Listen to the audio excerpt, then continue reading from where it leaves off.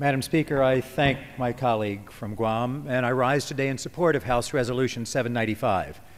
This legislation of the gentleman from Pennsylvania honors the people of Shanksville, Pennsylvania, and the Flight 93 ambassadors for creating a temporary memorial for the passengers of United Flight 93 and urges the National Park Service to complete a national memorial. The men and women on board Flight 93 prevented a fourth attack on September 11, 2001 against American citizens. Arming themselves with whatever they could find, they prevented the hijackers from mounting a potentially disastrous attack on a target in Washington, D.C. Without their sacrifice, it's very possible that many of us, nor the building in which we stand, would be here today.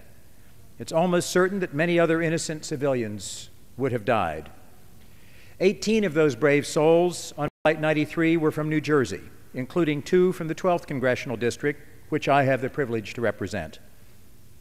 One of those heroes was Todd Beamer, a respected businessman from Cranberry, New Jersey. He was a man of deep religious faith, a loving father, a caring and devoted husband to his wife, Lisa.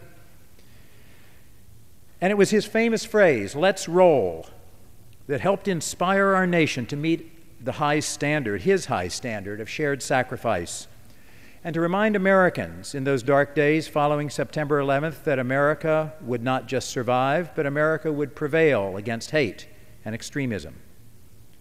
Lisa and Todd Beamer's children, David, Drew, and Morgan Kay, will grow up knowing their father's act of valor saved the lives of others. He will always be remembered as a hero, along with his fellow passengers. Richard Guadagno was another amazing passenger on Flight 93. Raised in Trenton, Richard was the manager of the Humboldt Bay National Wildlife Refuge in California, a truly outstanding person. And he was on his way back to Eureka, California after visiting his family in New Jersey and attending his grandmother's 100th birthday party. He too made the ultimate sacrifice. I've long supported and worked to get funding for a national monument honoring the passengers and crew of Flight 93. People will be able to find inspiration as they look at this memorial and reflect on the essence of America, that Americans are willing to sacrifice much to protect each other, in the face even of mortal danger.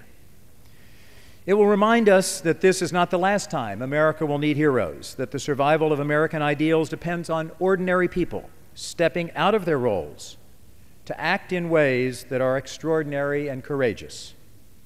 I strongly support this resolution and urge the National Park Service to complete this memorial by the 10th anniversary of that terrible day. I yield back the balance of my time. The gentleman yields back the balance of his time. The gentleman from Pennsylvania is